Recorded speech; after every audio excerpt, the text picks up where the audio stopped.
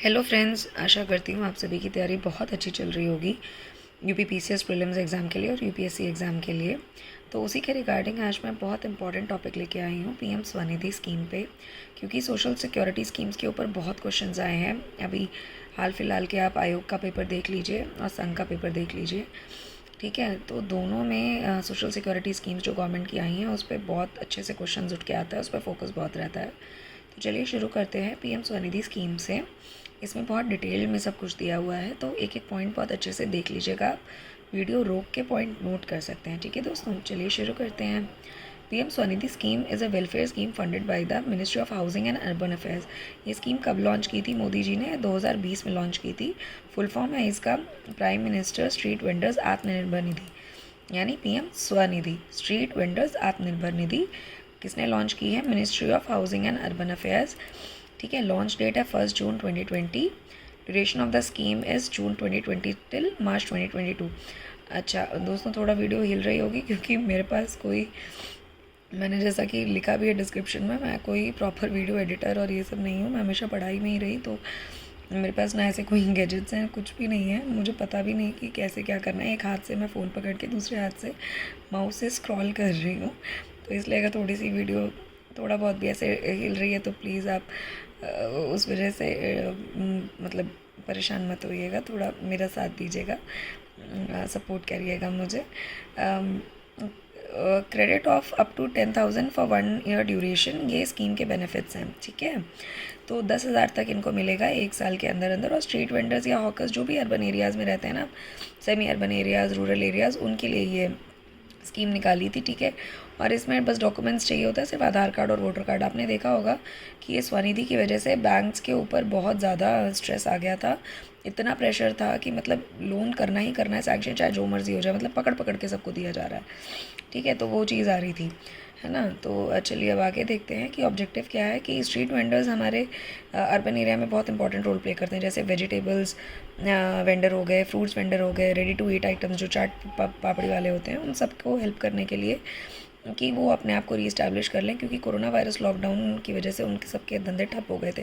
और छोटे लोग होते हैं ना दोस्तों, इनके पास तो कुछ ज़्यादा चीज़ें होती भी नहीं है खुद को सर्वाइव करने के लिए, इसलिए to in order to support them in the form of capital loan for up to 10,000 rupees, this encouraged loan was given to them to repay the loan on time and incentivize the same by offering cashback facilities. Cashback facilities भी इसमें हैं ताकि ये लोग अपना loan भी चुकता कर सकें टाइम से, ठीक है। And this also promotes the digitisation and formalisation of street vendors. इसमें स्कीम के फीचर्स ये हैं कि आपको जैसा बताया कि जून 20 से मार्च 2022 तक है, ministry of housing and urban affairs ने शुरू किया है, और माइक्रो क्रेडिट है अप टू 10,000, ठीक है। At the time of the repayment loan the vendor would get 7% interest on the amount, ठीक है। 7% का इंटरेस्ट इनको लगेगा, सब्सिडाइज्ड है, ठीक है। If a vendor page digitally, अगर वो डिजिटली दे रहा है तो उसको मंथली कैशबैक भी मिलेगा 50 से 100 रुपये के बीच में, अगर वो डिजिटली अपनी इंटरेस्ट इंस्टॉलमेंट देते हैं, ठीक है। देन उसके बाद बात आती है कि अगर टाइमली वो लोन देंगे तो उनको और हायर अमाउंट भी मिल सकता है। Now how to apply for PM Svanidhi loan. इसमें कुछ नहीं है, आपको क्राइटेरिया फुलफिल करना चाहिए कि आप एक वेंडर हैं प्रॉपरली, और उसके लिए आपको डॉक्यूमेंट्स दिखाने हैं। Vendor needs to be thorough with the schemes requirements and everything, ठीक है। इसमें आपका अप्लाई करने का कुछ नहीं है, खुद ही जाके पीएम स्वनिधि योजना पे जाके अप्लाई फॉर लोन करना है, खुद को रजिस्टर करना है। ओटीपी आएगा उस नंबर पे जो रजिस्टर्ड है आपके आधार कार्ड पे, और वहाँ जाके आप उसमें फॉर्म सब कुछ फिल करके प्रिंट आउट ले सकते हैं, और फिर जाके आप नियरेस्ट बैंक पे दे सकते हैं। वहाँ पे बैंक आपकी एलिजिबिलिटी चेक करेगा, और फिर उसके बाद आपका आगे सैंक्शन होगा लोन फॉर 10,000 रुपीज़, ठीक है। इसमें जिन्होंने 24 मार्च 2020 तक दे दिया होगा सिर्फ वही एलिजिबल हैं, और जिन्होंने लोन चुकता भी कर दिया अब उनको हायर अमाउंट्स भी मिल जाएगी। मतलब अभी भी ये स्कीम चल रही है, ठीक है। और इसमें वो सारे स्टेट्स थे, मतलब सारे हमारे स्टेट्स और यूटी कवर थे, बस एक मेघालय को एक्सेप्शन कर दिया। तो इस पर क्वेश्चन आएगा कि which state has been ruled out from PM Svanidhi as exception. तो मेघालय, क्योंकि Meghalaya has its own street vendors act, उनका खुद का स्ट्रीट वेंडर्स एक्ट है, ठीक है। तो इस वजह से इन्होंने इसमें पार्टिसिपेट नहीं किया है।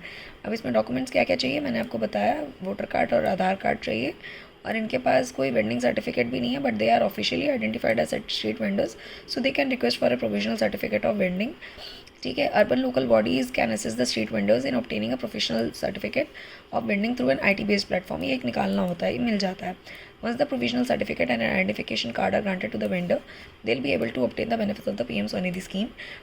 For the vendors from the semi-urban or the urban rural areas, the letter of recommendation LOR लगेगा, ये पूछ सकते हैं। ये इसमें से ना स्टेटमेंट 1 स्टेटमेंट 2 वाले क्वेश्चंस बन सकते हैं कि कौन सी राइट है कौन सी रॉन्ग, तो ऐसा हो सकता है। लैंडिंग इंस्टीट्यूशंस कौन कौन से याद रखिएगा, कोऑपरेटिव बैंक्स है, माइक्रो फाइनेंस इंस्टीट्यूशन है, आरआरबीज जो ग्रामीण बैंक होते हैं, शेड्यूल्ड कमर्शियल बैंक जैसे SBI PNB, non banking financial companies जैसे आईडीएफसी था जो कि अब बैंक बन चुका है, और एसएचजी सेल्फ हेल्प ग्रुप्स। ये भी करेंगे, ठीक है। तो इसमें क्वेश्चन ये आ सकता है भाई, वो are the beneficiaries of the PM Svanidhi scheme, पहला क्वेश्चन बनेगा, उसका आंसर होगा स्टेट वेंडर्स। स्टेटमेंट 1 स्टेटमेंट 2 ऐसे क्वेश्चन आ सकते हैं, जैसे स्टेटमेंट 1 मान लीजिए कि ये आपका कोरोना टाइम का डिस्ट्रेस को रिमूव करने के लिए किया था, तो आप उसके लिए स्टेटमेंट 1 को करेक्ट कर सकते हैं। स्टेटमेंट 2 हो सकता है कि Meghalaya was an exception state, तो हाँ वो भी सही है, तो स्टेटमेंट 1 स्टेटमेंट 2 दोनों सही हो जाएंगे। तो ऐसे आपको ऑप्शन रूल आउट करने होंगे। तो आशा करती हूँ दोस्तों आपको ये अच्छा लगा होगा मेरा छोटा सा प्रयास, ठीक है। अगर आपको और सोशल सिक्योरिटी स्कीम्स पे चाहिए, जैसे मुद्रा योजना हो गई, फसल बीमा योजना हो गई, ठीक है, अभी कुसुम योजना आई थी, और जो जल जीवन मिशन है उस पर आया था, तो अगर उस पर आपको डिटेल में वीडियो चाहिए तो प्लीज़ मुझे बताइएगा, मैं डालूंगी थोड़ा समय निकाल के आप लोगों के लिए। और प्लीज़ मेरे चैनल को सब्सक्राइब करिए, थोड़ा मोटिवेशन मिलेगा मुझे भी कि आप मेरे एफ़र्ट्स को लाइक कर रहे हैं, ठीक है। तो मैं और आपको अपने एक्सपीरियंस से जितना मैंने जैसे पेपर्स दिए हैं, जो भी मैं क्लियर कर पाई हूँ, उससे आपकी हेल्प करने की कोशिश करूँगी, ठीक है दोस्तों। तो प्लीज़ चैनल को सब्सक्राइब करिए, वीडियो को लाइक करिए, और आगे आपको कुछ डाउट हो कमेंट सेक्शन में ज़रूर बताइए। ऑल द बेस्ट दोस्तों, अच्छे से तैयारी करिए। राम राम, फिर मिलते हैं।